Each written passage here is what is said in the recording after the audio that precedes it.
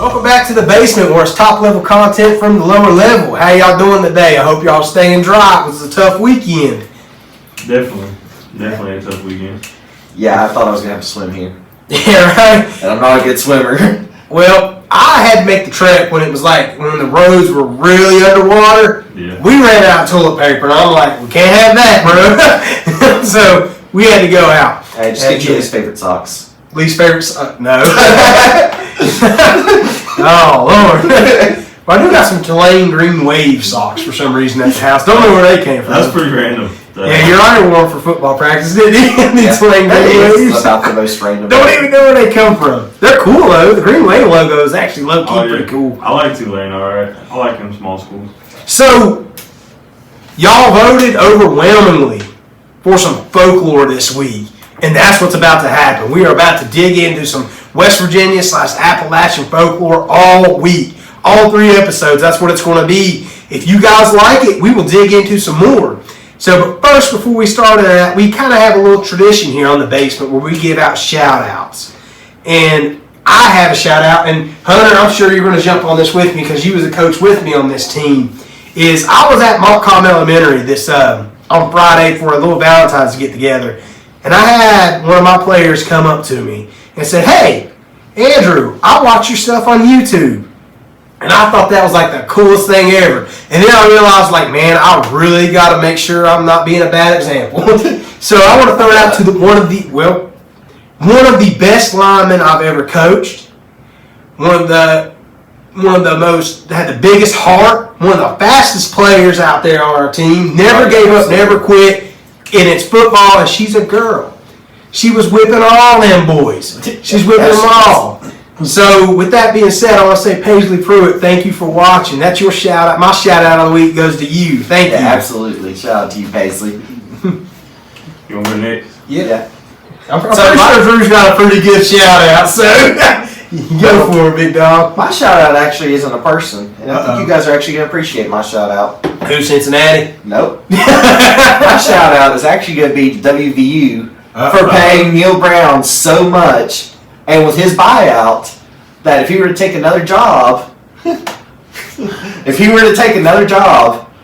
would cancel his buyout. So he's taking the entire... Good. I'm not going to lie, I legit thought that you were... I'm just going to plug my mic. No, you're good. The mic kind of went back on you. Sorry about that. But shout out to WVU for Neil Brown's buyout. He's making so much money this year that he doesn't even want to look at it or entertain jobs this year. He's just going to take the whole year off and collect WVU's money. Well, maybe and not do anything. Maybe he needs to trust the climb. Maybe you should trust the climb. Embrace the climb. It's looking like, hopefully by the time this one airs, they're going to announce Tech's new offensive coordinator. But it's looking like he was William and Mary's offensive coordinator. The Tribe? Yep. The Tribe? I think so, yeah. Yeah. And he's currently at Buffalo Bills. He's an assistant for defense right now, but they're getting ready to hire him as the offensive coordinator. They're in the process of finalizing that. You can hire a defense guy to coordinate your offense. No, he was one of those people that, like, he would work with the defensive coordinator, so the defensive coordinator would be like, okay, so this is what we're going to do from your offensive perspective. How would you attack this? And they bounce off like that. So he was like a defensive analysis or something is the way they worded it. Well, but they said that while he was at William and Mary, he was known for having I'm not going to boo you. I'm just trying to get stuff off the mixer. so I don't get accidentally booed. I'm going to hit the screen the next time you talk. No, I'm sorry. But no, I mean, that's pretty... That's a pretty good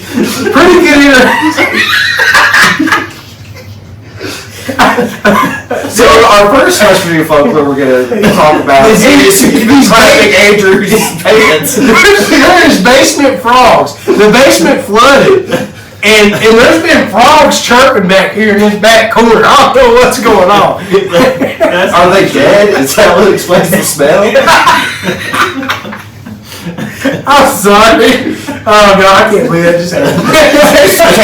You've been doing it all night. Why are you surprised at that? It's like back when we was going through when we was playing up in Northern Virginia, when they were saying gas, gas, gas. I'm sorry to cut your.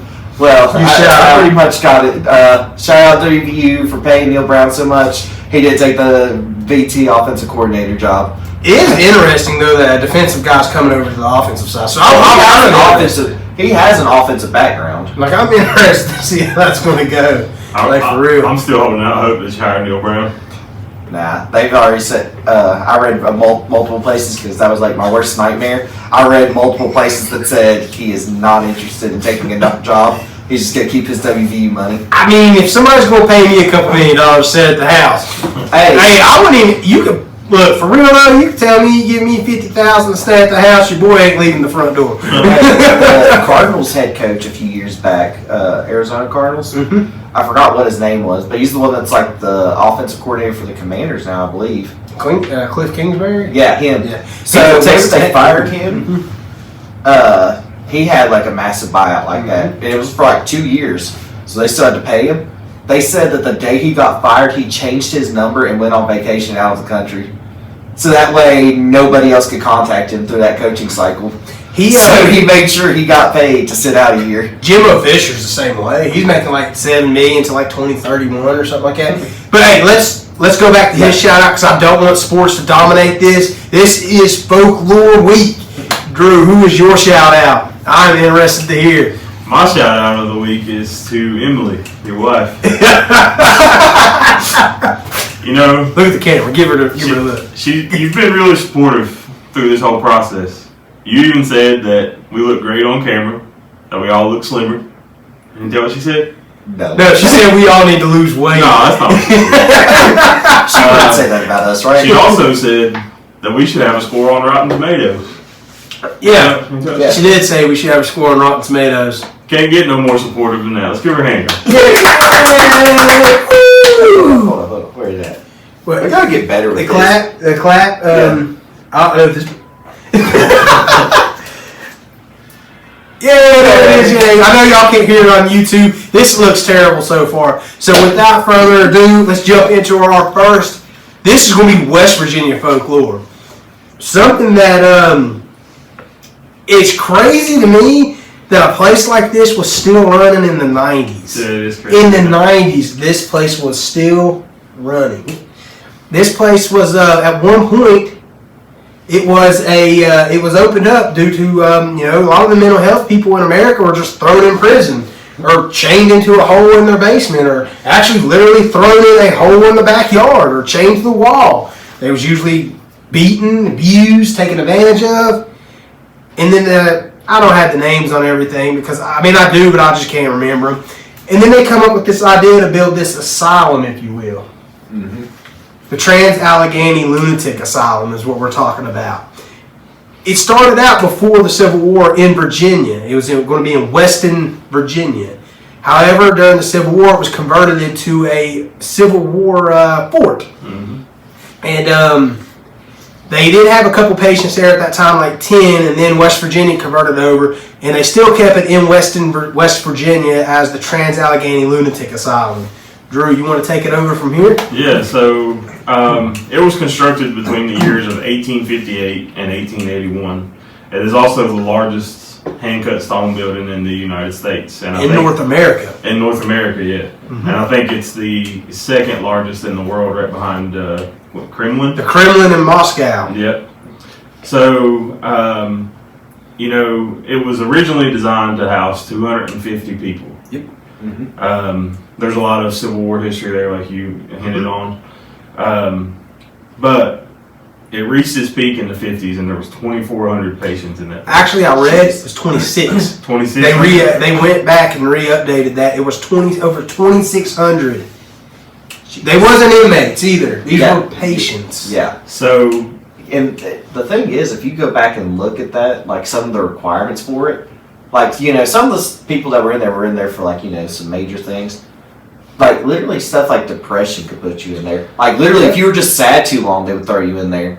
I've read that for a lot of husbands, if they really just got tired of their wives, they just made up stuff. And was it like menstrual mania, menstrual cramps, menstrual I mean, I'm a man, so I don't know exactly what all you go through. Just like hormonal changes, you literally get your wife thrown in there, and then you don't got to deal with her no more. You know. Interesting. Interesting. Don't know if you're listening, Emily. But no. So there was a lot of controversial practices that were performed in that asylum. It was actually called the Weston State Hospital. Yeah, they changed it because they said the Trans-Allegheny Lunatic Asylum is what they wanted to call it for a very short time, and then the word lunatic started to get a lot of bad press, they didn't really like it, so they went to Western State Hospital, right? Yeah. The Weston State Hospital is what they changed it to, which is the new owners bought it for, was it $1.5 million? Yeah, it wasn't a lot. Oh, well, I mean, I guess it was $1.5 million, and they changed it back to Trans-Allegheny Lunatic Asylum to kind of keep the lore to it. But do you know, like, I know we're fast forwarding a lot, but all the ghost, because you can go ghost hunting there, you can do historical events and everything there. Yeah. You know, all the money that the people make from that go right back into restoring and fixing the building. That's awesome. Every bit of the money goes back into it. Hey, that's cool. So sorry to interrupt you. No, you're good. So it officially opened to patients in 1864. And like I said, it peaked in the 50s because, like we talked about, you could pretty much have somebody put in there for nothing. You know, you just make up something on somebody. But I guess the treatment that they were very famous, or I won't say famous, I'll say notorious for was ice pick lobotomies. Yeah, lobotomy, frontal lobotomies. Yep. Because they said that was like their cure-all for mental health conditions was a lobotomy, and instead what really happened was it obviously made them worse. Yeah, made them worse. Yeah, or killed them. Made them very lethargic. But it just wasn't there. Yeah, and so there's been like historical documents found where they documented patients after frontal lobotomies and they exhibited schizophrenic behavior. I mean, the list goes on and on. But who knows what it actually was back then? Because I mean, let's be honest, they're giving people lobotomies. You know, so who knows if they even know what they were talking about.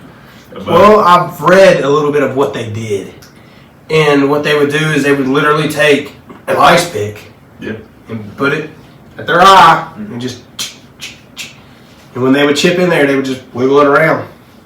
And a lot of times these people were never put to sleep. Yeah. They were wide awake when this happened to them. And this, at one time, there was a traveling doctor that was his thing. He done over 200 some in 2 weeks. And he would charge $25 per lobotomy. Look, I don't know when that was, but I know regardless of when it was, $25 around that time was probably a good chunk of change for that time. Well, not only that, a lot of times these people that it was done to, it was without consent.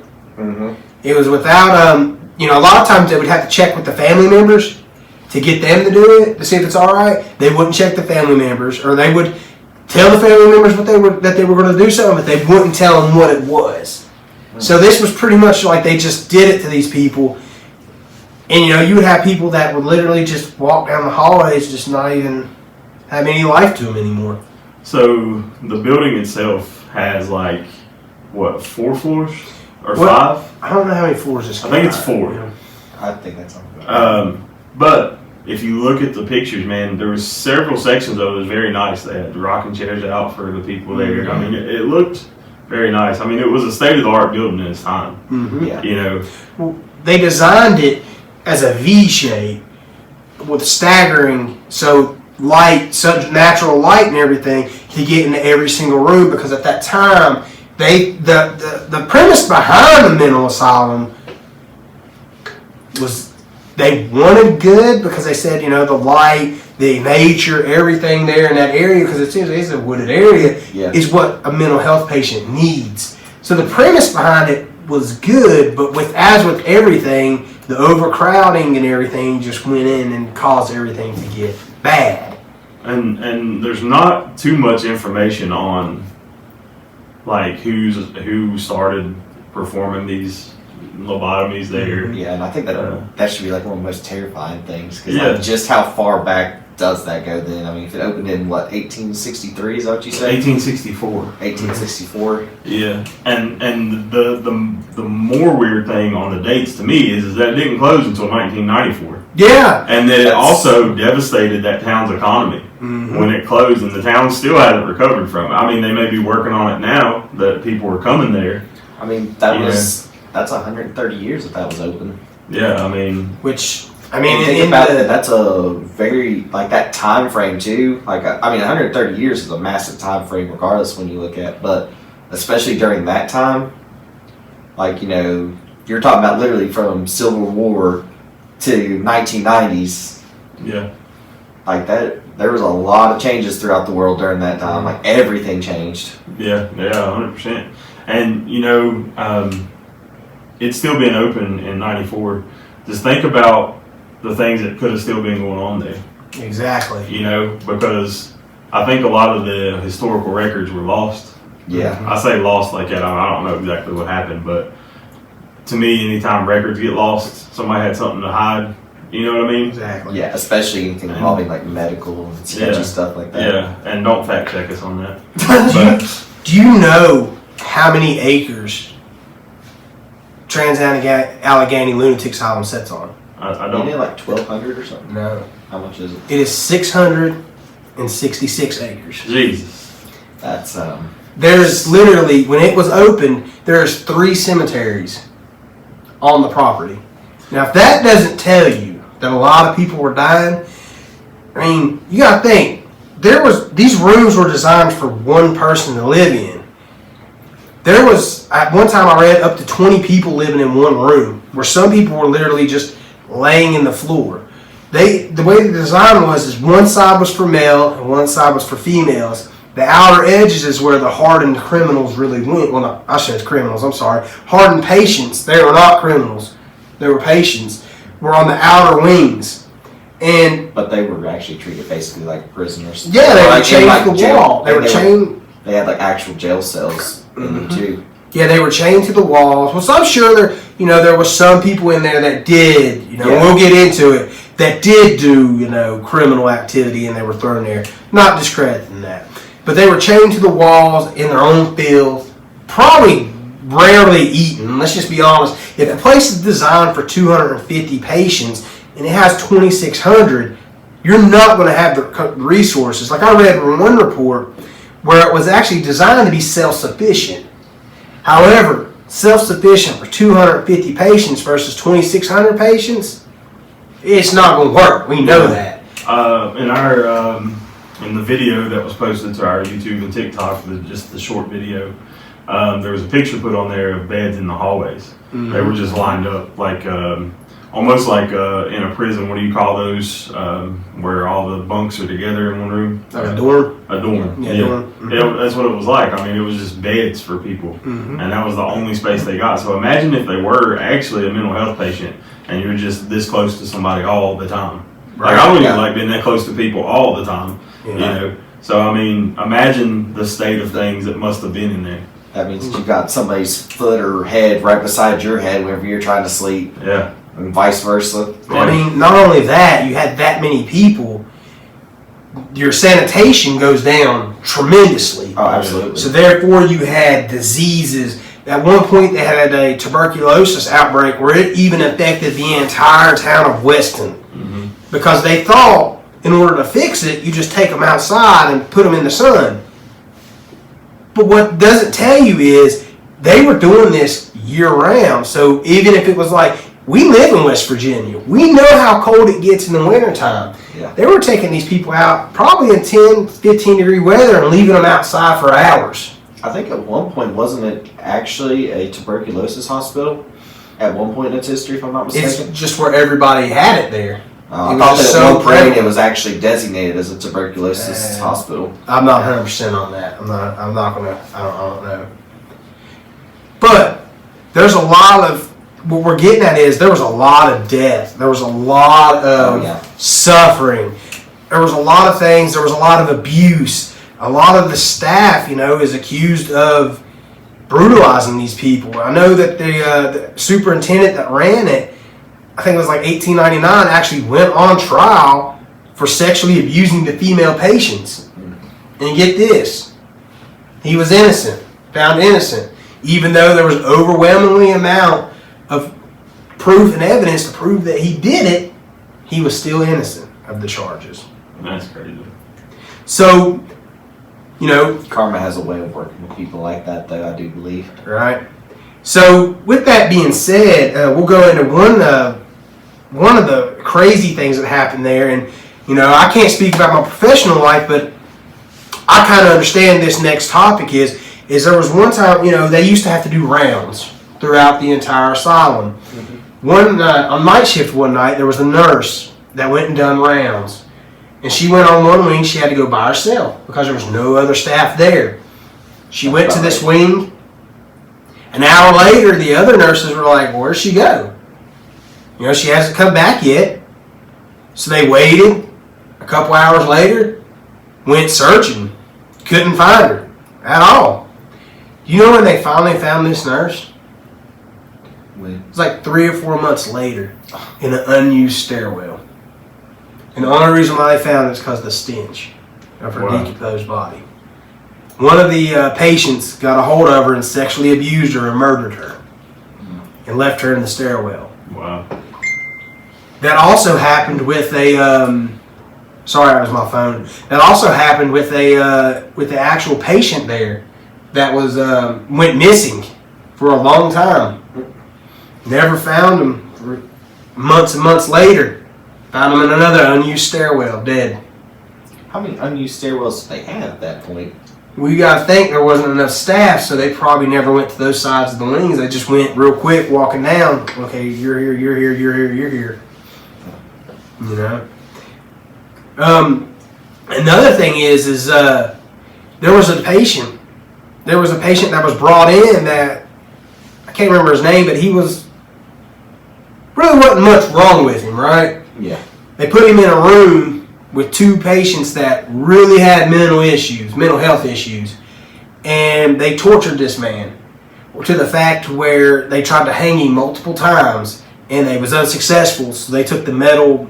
I know this is gonna be graphic. They took the metal bed frame and just beat his head in.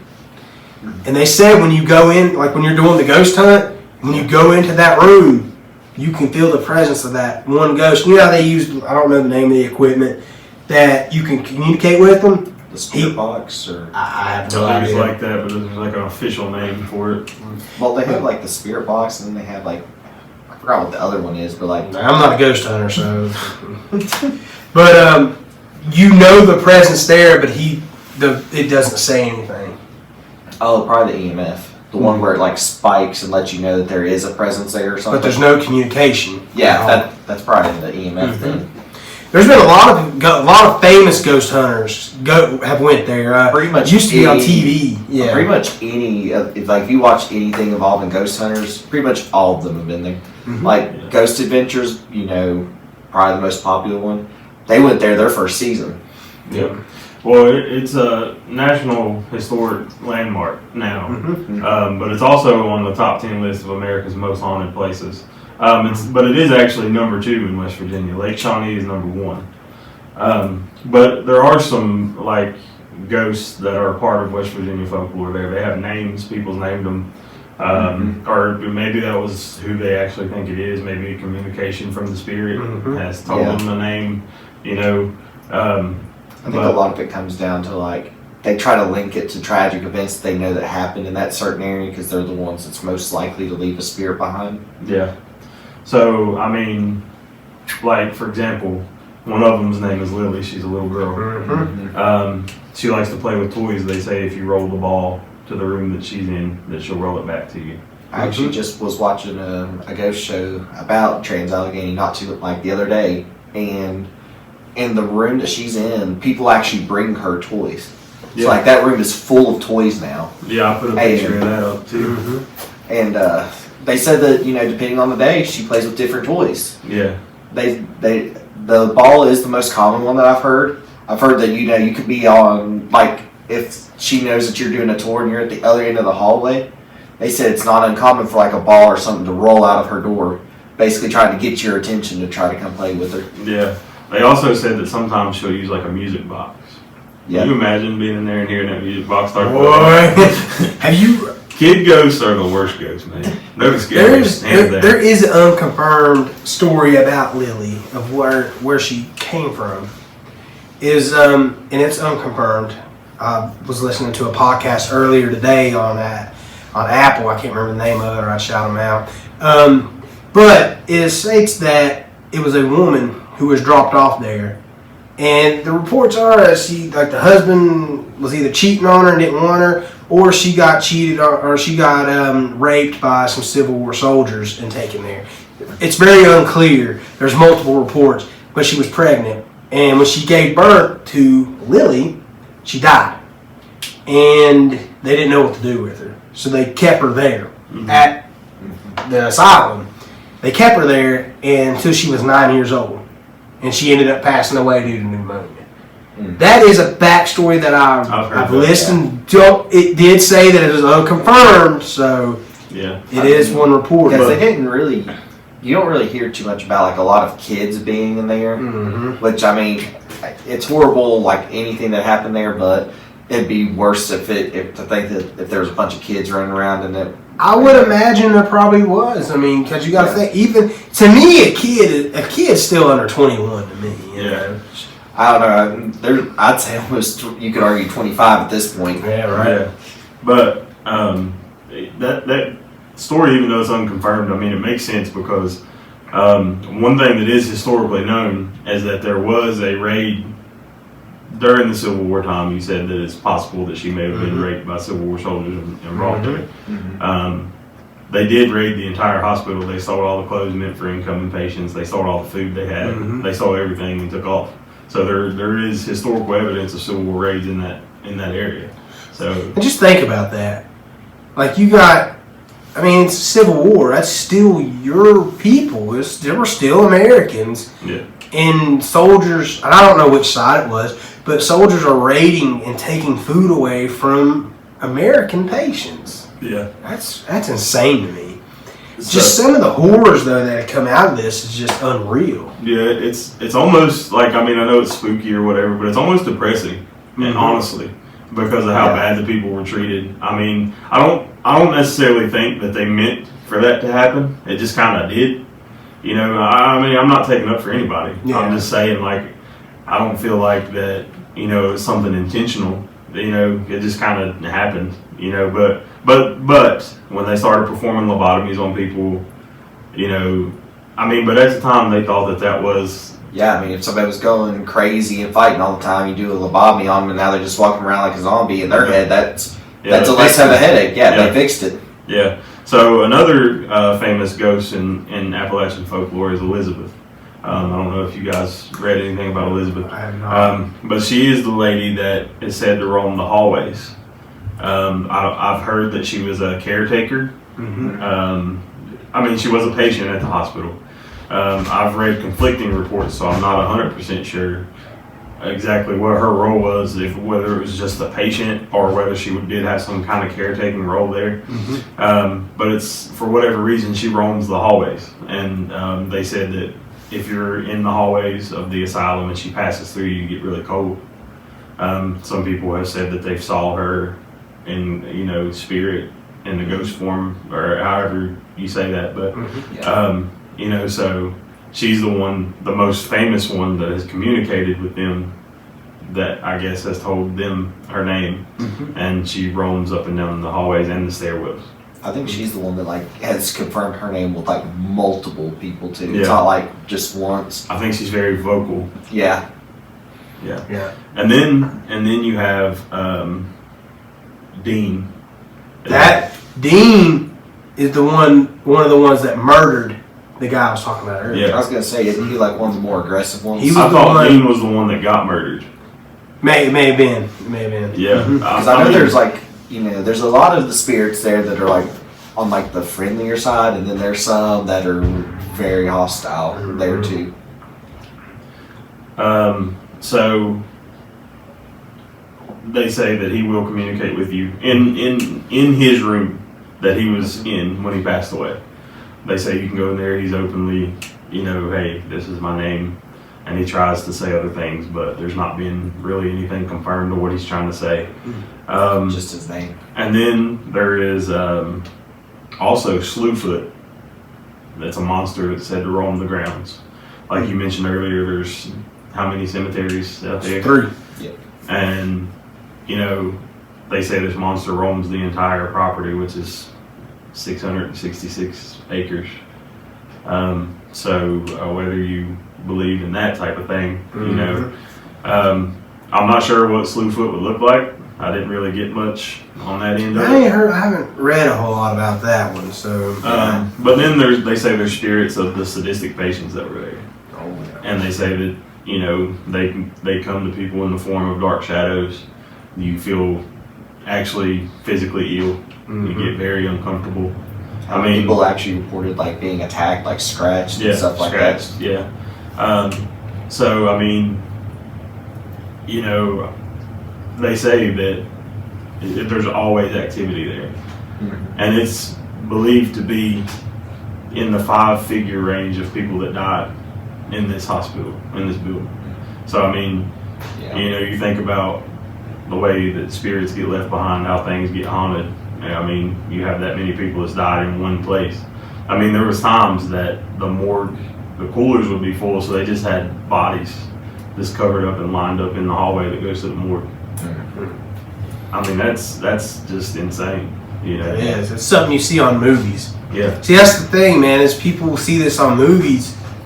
It happened. Stuff like this truly happened. And the sad part about it is, this is how America and the rest of the world thought they were solving mental health issues. Yeah. There's another real popular ghost, real popular ghost that you see in this asylum. They're called crawlers. Have you read about them? Uh-uh.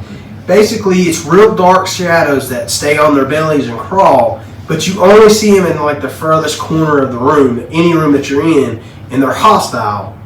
But they crawl. When you see them, they crawl and go straight out of the room. It's very prevalent up in the lunatic asylum. I've read a lot about that. Called the crawlers. I just want to let y'all know that when we go make content at this place, if I see something crawling, I'm done. Yeah, that is another thing that's coming up. We're wanting to go to the Trans-Allegheny Lunatic Asylum. We live in West Virginia. It's not far from us. I have actually been there once. I didn't get to go inside. It was closed. But when I pulled up on the 4th floor, a light came on. I'm not even close to joking. I was in the parking lot of the building. I used to have a picture. I'd have to dig way through my phone to find it. But pulled up to the front of the building, was looking at it, and I honestly felt uncomfortable. Like it felt like something. There was people watching you. Yeah, probably multiple people. It felt really heavy. You know what I mean? Like I could, and I'll be honest, I am a skeptical person when it comes to this kind of stuff. I feel like I'm the guy that tries to look for an explanation as to why that happened. Right. What that noise was, what could have caused it, et cetera, et cetera. But I did physically feel different. Like I felt uncomfortable. So, I am looking forward to going in. The messed up part about all this is that if you actually look at the building, it's actually a gorgeous looking building. Oh, it is. It's beautiful. That's what I've read, that it just doesn't look like it should represent what it is. Which, I feel the same way though. I know we're going to talk about this later on, but like Moundsville, like the West Virginia State Penitentiary, it is also another beautiful looking building. Like, we say that, but at the time it was built to be intimidating, but architecturally, I think it's a gorgeous looking building. Yeah. Like, I'll be honest with you, down in Marion, Virginia, the old mental health hospital down there, it's intimidating when you go and look at it. I think so. It gives you that creepy feeling. Yeah. When you see the Trans-Allegheny, like if you're looking at pictures, you're like, wow, this is a nice place. Yeah, but if I was a patient and I was, like an asylum patient, and I saw that, I was like, I'd be like, oh, that's pretty. It is a bit different in person. Yeah, that's what I was about to say. I've never been in the parking lot and looking at it. It could be from where it's so big, that could probably be very intimidating as well. It's very ominous when you're actually standing there looking at the building. like I said, man, it did make me feel a little different. And so like I said, being a skeptic person, I'm excited to go inside. Like, but I mean, I don't know what's going to happen if because there's reports of doors slamming. You can hear people screaming. Lights or orbs appearing, which I mean, I've taken pictures and got orbs in them. I'm always like, oh, it must be a reflection off something. Dust. Dust on the camera lens, whatever. But then you got the toys rolling, like you said, rolling out into the hallway. Balls of light that float through the hallways. Ghostly apparitions, even. I mean, so if I see any of the above, I might be out. But dude, now I have read that there's people, and I'm not trying to scare you because I'm a critic of it also. However, I don't want to welcome stuff like that in my life. And what I'm saying is I've read and I've listened to podcasts of people that have went in there and investigated, and a woman has followed them back home, spirit-wise. Yeah, well, that content just got threw out the window. I ain't bringing nobody home. I already got 6 people in my house. Can't have no more. She's gonna live with me. She better get a job. I have heard that's actually a very common thing that happens with Trans-Allegheny. I've also heard that, and this is gonna sound bad, but that happens a lot more towards skeptics, believe it or not. Oh well, I believe 100%. Because I guess I don't know if it's just something about that energy that that attracts them more, or what it is. I feel like maybe as a skeptic, you're actually wanting to see something, so maybe you're more inviting. Yeah, that's the thing, man. Like, I've always on more. Yeah. I have a cousin that's really big into this ghost hunting and stuff, and she's told me one time, like if you just completely shut your mind off to it and say it's not real, then you're probably not going to see anything. It's when you want to believe you're giving that inviting. See, but that makes me more skeptical. Exactly, because then your eyes may play tricks on you. And I'm not discrediting anything at Trans-Allegheny, because there has been so much stuff that I've heard that I know we're focusing on like the folklore of it. Like, let's just be real. It's not really folklore. The treatment and the brutality that took place there. And when you have tortured souls, that's all they've known their entire being, or human form being, why else wouldn't they stay there and give it back? I mean, I read at one time, there's been people that would work there, even as tour guides, that would just like, nope, I can't work there no more, because they would just get this overwhelmingly feeling of guilt and fear, to the point where then they go home, they feel like somebody is there at their house watching them. And this is up until today, Yeah. that, because you got to think, man, these people that were patients there, they were ridiculed more than likely. Mm-hmm. They were constantly stared at. And what are we doing by going in there and touring their home? We're doing the same thing. Yeah. Yeah, I mean, I believe 100% what people say that they've heard and saw. I mean, I'm not going to sit here and discredit anybody. Mm. But when we do go to make content there, I am going to be open, to this is one of the most haunted places in the United States. I feel like you got to have a very strong respect for where you're about to walk into if you go there. Yeah, I do already, and I'm not even there yet. Yeah. So, I feel like that it'll be one of those things that, but at the same time, you're going to be kind of psyched out in your head. So anytime you hear any kind of little noise, I mean, the reality is that's a 100+ year old, like probably at this point, it's 150 years old, the building itself. Yeah. I mean, at that point, it's over 160. Yeah, I mean, so like if you hear creaks and stuff like that, I feel like for a 160-year-old building, that's nothing out of the realm of possibilities. Yeah. But, you're already going in there with this mindset of this happens here. Yeah. So it's going to be like having to have that healthy conversation in your head of, yeah, that can be explained, or no, that door just slammed shut and you didn't feel any wind. Mm-hmm. Yeah, and I definitely think that's a real possibility. I actually, in preparation for this episode, I watched, I don't think they were like major ghost hunters. They have a YouTube channel, which is really cool. I don't remember who it was, or I shouted them out. But they were touring the area where the morgue was, and like they went in and one of the cooler doors pushed open. And I mean, those are, they're designed to be sealed, which I mean, they are old, but I mean, it just randomly pushes open. You know, that's pretty creepy. Yeah, absolutely. You know, it's just crazy to think, like. And the thing is, you never hear about, you know, they have all of these ghost stores. Like, literally, anybody that remotely does ghost hunting goes to Trans-Allegheny. Oh, yeah. It's like, you know, one of the top spots. And you never hear or see them having the same two experiences. You know, it's like everybody walked in and said, oh, well, I walked into the morgue and saw the store open. You know, that may be a little sus then at that point. You'd be like, okay, well, why is it that every single person who walks in that happens to? Right. But, you know, you hear about that, and then you watch somebody else, and they didn't have that experience, but they had something else happen here. Yeah. Like, there's so much stuff that happens, and it's so much different stuff. Yeah. That's the most eye-opening thing about it. So, another hot spot, if you will, for, like, hearing things or seeing things was the treatment room where they actually used to perform the lobotomies. Well, I can imagine. Because they would chain the people down or, like, put the straps on them, you know, the leather straps to perform it. Because, like you said earlier, they didn't sedate most of the time. No. And that's where a lot of the reported screaming is. And they say you can hear the straps, like the buckles on the straps, rattle. You know. So, with those straps, I mean, I can say this.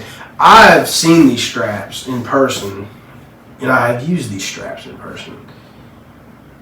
And they're literally like this. You got a strap across your chest, your legs are strapped, your arms are strapped, and then sometimes you got strapped across your head. And you're like this the entire time. Just the thought of laying like that is terrifying to me. Yeah. It's terrifying. And then you got people leaning over top of you, probably being rude and grabbing you and jerking you, and then you see something coming towards your eye. And you can't do anything. You can't do anything about it. Yeah. I do know that another one of the big hot spots there is like where like the prison cells were. What? What? I don't know that. Huh?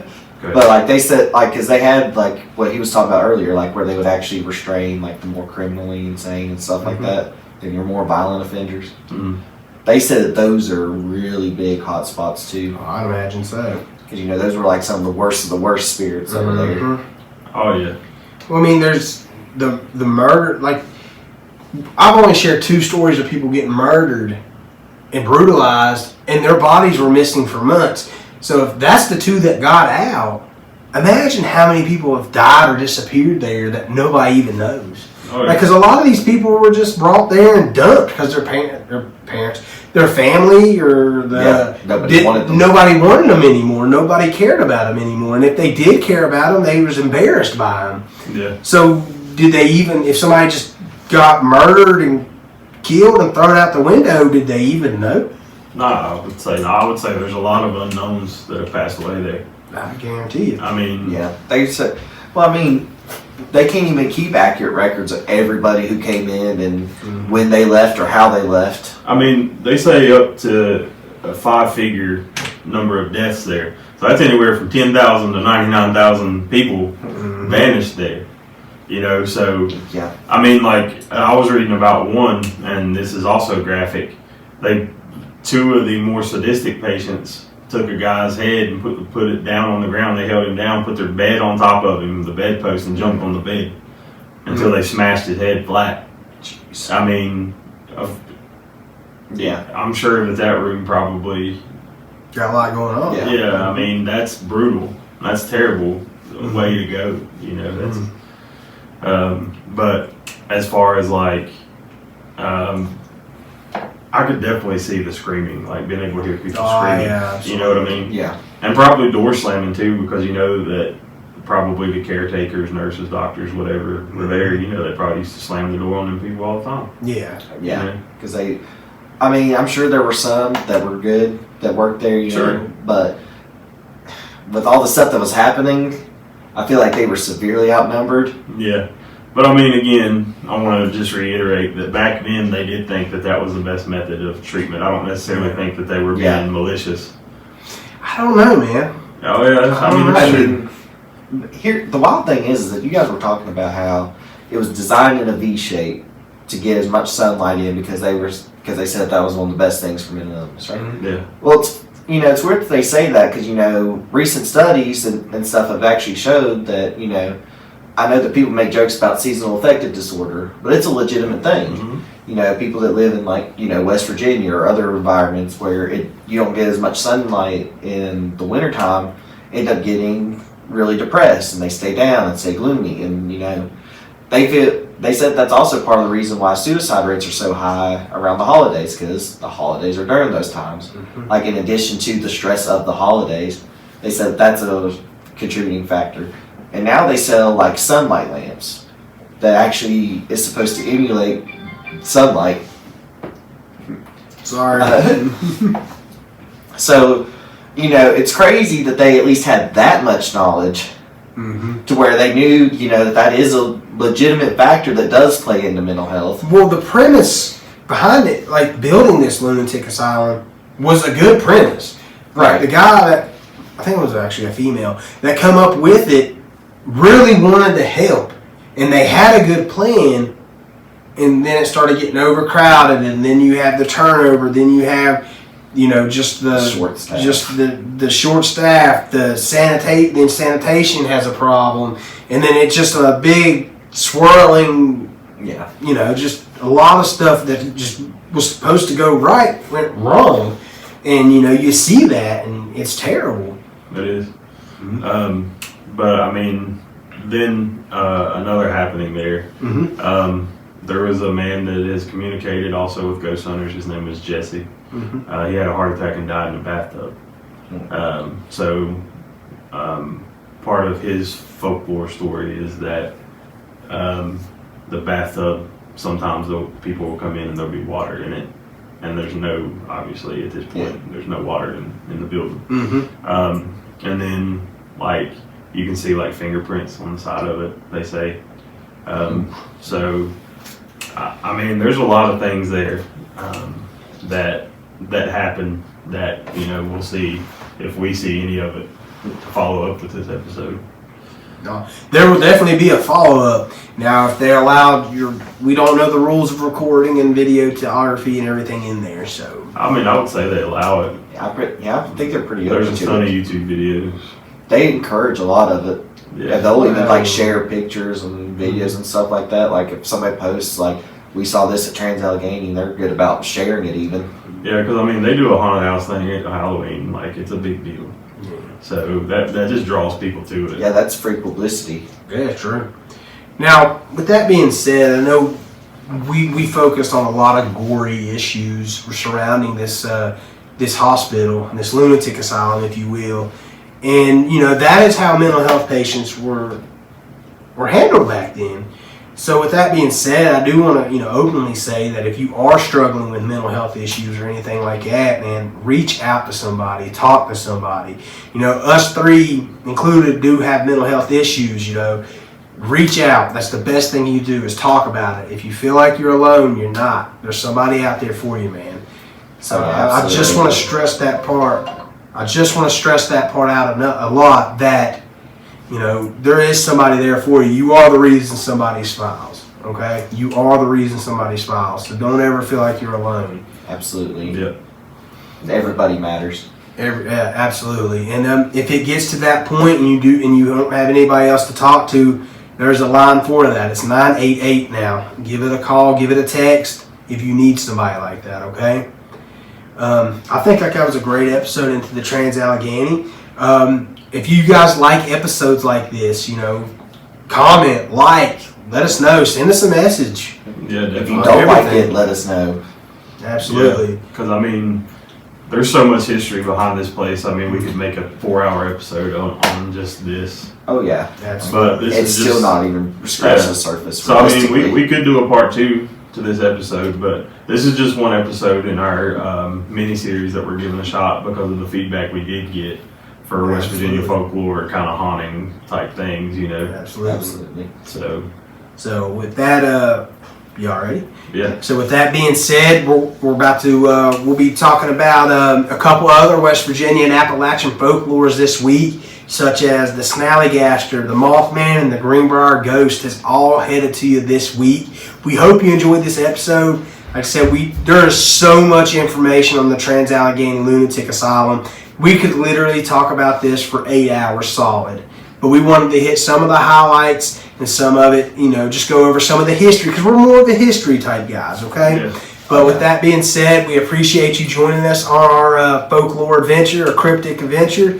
This is top level content from the lower level. It's the basement. See y'all later. Take it easy. Stories come along for the ride. We're building a community, one listener at a time.